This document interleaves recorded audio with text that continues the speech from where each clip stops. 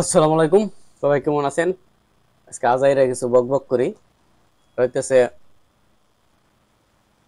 অনেকেই তো যে ইরানের বিষয়টা নিয়ে চিল্লাফাল্লা করতেছেন বা মিডিয়ায় নিউজ করতেছেন, এটা ওইটা ঠিক আছে। তো মূলত ঘটনা ঘটছে কি? ইরানের লক্ষ্য কি? ইরান কি করতে পারতেছে? ইরান মূলত মার খাইছে, এই তো। প্রথমে সে মার খাইছে, মার খেয়ে তার পরিবর্তে সে কি করতেছে? সে একটাই মাত্র আক্রমণ করতে পারতেছে, মিসাইল মারা। মিসাইল মারা ছাড়া তার কিন্তু আর কোনো আক্রমণ করার মানে সুযোগ নাই। না সে বিমান হামলা করতে পারতেছে, না সে সেনাবাহিনী ওই দেশে পাঠাইতে পারতেছে। এ ধরনের আর কিছুই সে করতে পারবো না। তার একটাই কাজ, সে যদি ওই দেশে মাইরা মানে নিহুরে মাইরা যদি সে থামাইতে পারে, সে যদি ভয় পায় কয় যে না আমি আর যুদ্ধ করলাম না, বড় ধর তারে ভয় দেখে তারে থামান পর্যন্ত এই কাজ। কিন্তু নিহুজে অন্যায় ভাবে ইরানের উপর হামলা করছে, ইরানের সাধারণ জনগণকে মারছে। তার 10% কিন্তু ইসরায়েলকে মারা যায় নাই। 10%ও ওই দেশে কেউ মারা যায় নাই, ঠিক আছে। আর তারা আকাশ সিস্টেমটা এমন ভাবে করে রাখছে, মানে ওইটা ঢোকার সাথে তারা 3-4 মিনিট আগে 5 মিনিট আগে তারা টের পায়, টের পাওয়ার পরে তারা মাটির নিচে ঢুকে যায়। আপনি 50টা বিল্ডিং মারলেন আর একজন মানুষ মারলেন, কোনটার ক্ষতি বেশি? অবশ্যই, কারণ মানুষ তো আর রিপেয়ার করা সম্ভব না, মানুষ ই করা সম্ভব না। সেক্ষেত্রে আপনাদের যতই মানে বলেন যে একটা লোক অন্যায় ভাবে একজনকে মারছে, তার শাস্তি কি হওয়া উচিত? শাস্তি দেওয়ার ক্ষমতা কারো আছে না। বড় জোর তারা মিসাইল মারে থামাইতে পারে, কিন্তু সে থামার মতো লোক না। ওই দেশের লোকগুলা খুব বুদ্ধিমান।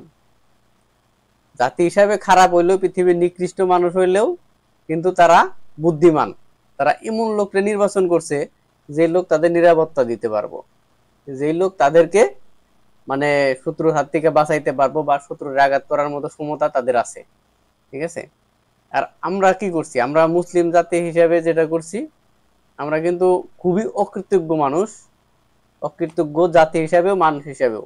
তার একটা উদাহরণ যদি ছোট্ট করে দেই, যে আপনি যে বাড়িতে যদি একটা কুকুর পালেন, তারা কি আপনি পেট ভরে যদি খাবার নাও দেন, যদি হাফ বেলা খাবারও দেন, তারপরে ওই কুকুরটা আপনার বাড়ি ঘর পাহারা দেয়।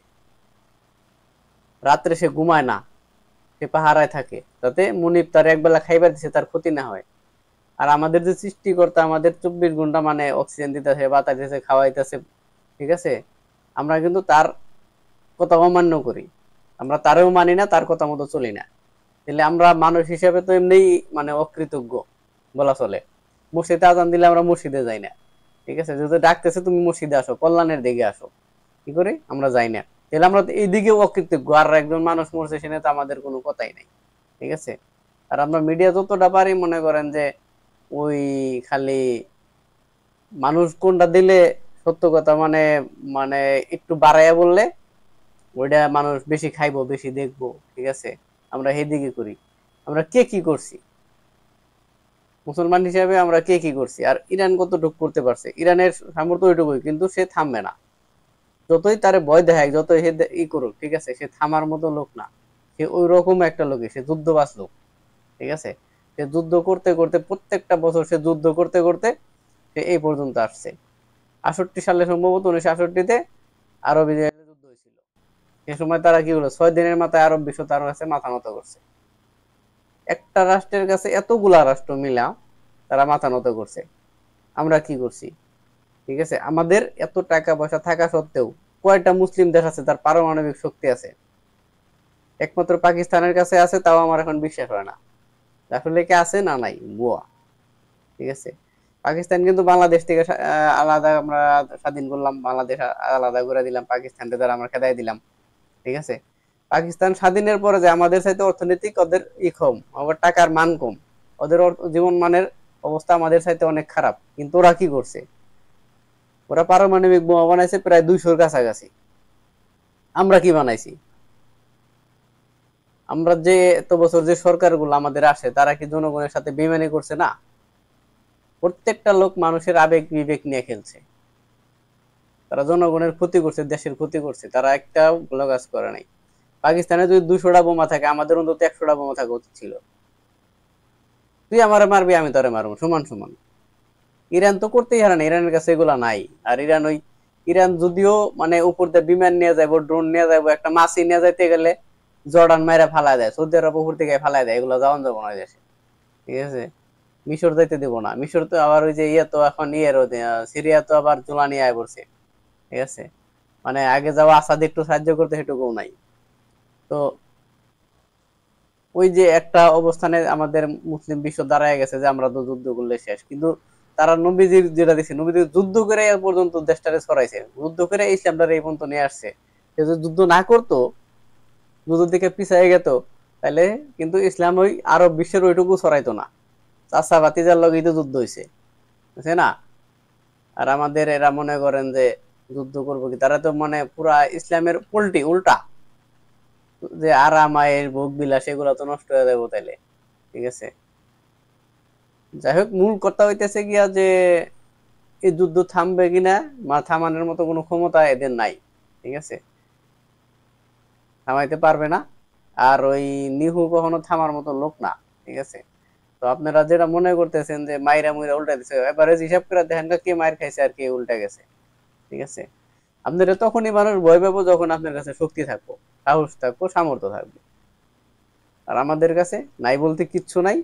আমাদের কাছে ওই যে একটা কথা আছে না, যে সবাই তো স্বর্ণের খুনি পাইছে, আমরা চোরের খুনি পাইছি, ঠিক আছে। অন্য অন্য দেশের লোকজনে কি ডেভেলপ করছে, কত কিছু করছে, আর আমরা ফটো কপি আইনা, সাপ কপি আইনা, তারপরে আমরা ডিজিটাল হইছি। আমেরিকার মতো দেশ তারা ডিজিটাল দাবি করে না, সৌদি আরব ডিজিটাল দাবি করে না। আর আমরা মানে এখনো বাথরুমে যাইতে পারি না, আমাদের হলো আমরা ডেভেলপ করে আমরা ডিজিটাল করে আলাইছি, ডিজিটাল বাংলাদেশ। সিঙ্গাপুর ডিজিটাল নিজের দাবি করে না, আমরা ডিজিটাল হয়ে গেছি। কেমনে ডিজিটাল হয়েছি? সব দেশের চাইতে আমাদের টেকনোলজি এখনো খারাপ, সব দেশের চাইতে আমরা পিছাই। আমাদের মানে জীবন মান বলেন, মানুষ বলেন, কথা বলেন। ওই যে আমরা কালকে একটা ভিডিও দেখছি যে মানুষ মনে করে যে লেখাপড়া করলে সব কাজ করা যাবো না। তো এক লোক সিএনজি চালাইতেছে, এক ব্রিটিশ নাগরিক এসে তারা জিজ্ঞাসা যে আমি পুরান ঢাকায় যাবো, তুই আমার নিয়ে যা। এখন ওই সিএনজি চালক আর বুঝতেছে না যে কি কইতেছে, ঠিক আছে। মানে শিক্ষিত হইলে যে কাজ করা যাবো না এরকম না। এখন তুমি যদি বিদেশ যায় চালাইতা, তাহলে তুমি কি জবাবটা দিতা? তখন আর একজন হেল্প করছে, একজন অফিসিয়াল লোক যাইতেছিল, সে তখন ওই তারে বুঝাইছে, তুমি পুরান ঢাকায় নিয়ে যাও, অমুক জায়গায় নিয়ে যাও, 400 টাকার বেশি ভাড়া নিও না, মানে এইভাবে বললা দিছে। তো আমাদের না আছে শিক্ষা দীক্ষা, না আছে জ্ঞান বুদ্ধি, না আছে মনে করেন যে অর্থনৈতিক শক্তি, না আছে শারীরিক শক্তি। আর সবচাইতে বেশি বাজেট আমাদের হলো সামরিক খাতে দরকার ছিল, ঠিক আছে, যেটারে মানুষ বর্তমানে ভয় পায়। আপনার কাছে 50 লক্ষ টাকা আছে, আপনার ঘরে বেড়া নাই, আপনার গায়ে শক্তি নাই, আপনি তো থাপড় দিয়ে ফেলাইছেন। মনে হয় যে বিচারপতি মানিক কইছিল তার কাছে নাকি অনেক টাকা পয়সা ছিল, পুলানে তারা জঙ্গলে মাইরা থিয়া থাপড়ে তুলে ফালাই থিয়া টাকা পয়সাটা নিয়ে গেছে গা। তার গায়ে যদি ওরকম শক্তি থাকতো, সে যদি সামর্থ্য থাকতো, তাহলে পোলা মানে তার টাকাটি নিতে পারতো। আমাদের হচ্ছে এই অবস্থা, মানে আমাদের কোনো দিকে শক্তি নাই। মানে ইয়ের সেনাবাহিনী কিন্তু তার দেশের লোকরে নিরাপত্তা দিতেছে, লোক হয়তো দুই একটা মারা যেতেছে, ওইরকম না, ঠিক আছে। আমার দেশে যদি কখনো হামলা হয়, আমার দেশের সেনাবাহিনী আমার নিরাপত্তা দিতে পারবো? আমার দেশের সরকার আমার নিরাপত্তা দিতে পারবো? আমার নিজের নিরাপত্তা আমি নিজেই নিতে পারবো না, আমার দেশের সেনাবাহিনী দিতে পারবো না, আমার দেশের সরকার আমার নিরাপত্তা দিতে পারবো না। তাহলে এরা পারবো কি? সরকার হইব, ভোটে নির্বাচন হইব, টাকা পয়সা চুরি করবো, দেশ থেকে পলাইয়া যাবো। এটা হলো বাংলাদেশ, ঠিক আছে। যতই কোন সবচেয়ে সত্য সত্য কথা হলো এটাই, এরা 50 বছরের 60 বছরের স্বাধীন করছে খালি নিজেদের স্বার্থে, দলীয় স্বার্থে, ব্যক্তির স্বার্থে, দেশের স্বার্থে, জনগণের স্বার্থে এরা কিচ্ছু করে নাই আজ পর্যন্ত। করতো আমার সাথে যদি দেখতাম যে হ্যাঁ, যে ওই দেশের সাথে আমার উন্নত, আজকে আমার নেপাল থেকে বিদ্যুৎ কেনা লাগে, দুঃখ। অমুকের কাছ থেকে অস্ত্র কেনা লাগে, ঠিক আছে, অমুকের কাছ থেকে এটা কেনা লাগে, মানে সব দেশের চাইতে আমার দেশ নিশ্চয়, তাহলে আমার স্বাধীন করে লাভ কি? আমি কি করছি তাহলে? আমার দেশের টাকা পয়সা যে পাচার হয়েছে, এটা তো সত্য। তাহলে এই টাকাগুলো যে আমি সামরিক খাতে ব্যয় করতাম, আমি এর জন্য ব্যয় করতাম, তাহলে আমার দেশ অবশ্যই ডেভেলপ হইতো, আমি কিছু করতে পারতাম। আমরা পারি বর্তমানেও যেটা পারি, আমরা খালি মনে করেন যে ভুয়া নিউজ কিছু করতে পারি, আর কিছু করার নাই, ঠিক আছে। ওইরকম ক্ষমতা আল্লাহ দেখা যাবো যে হাদিসে এরকম আছে যে সৎ লোক গুলা পালায় বেড়াইবো, অযোগ্য লোকরা চেয়ারে বসবো। আসলে দুনিয়াটা এইভাবে ঘটতেছে, জায়গায় আমাদের কিছু করার নেই, সৎ লোকরা পালাই বেড়াইবো, ঠিক আছে। আর বাংলাদেশের মানুষ আসলেই ওই যে রবীন্দ্রনাথ ঠাকুর একটা কথা বলছিল, ওটা বলতে যায়, মূর্খর দেশে আবার কিসের বিশ্ববিদ্যালয়। এক রিক্সাওয়ালা এক সচিব আর সচিবরে মারতে যায়। বুঝেন দেশের পরিস্থিতি কি, আর কোন দেশের, মানে আমরা কি করবো।